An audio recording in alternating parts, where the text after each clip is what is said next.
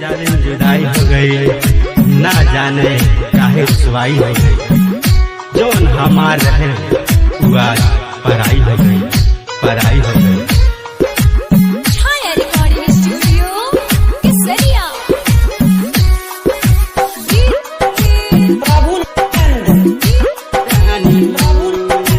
अखिया में गजरा लगा के निंदिया चुरावलू हो, कोई नरत भर तुहरे याद में रोई हो। प्यार में ऐसन बीमारी तू तो धरा दिहलू, ठीक न होके जहर गम के पिया दिहलू।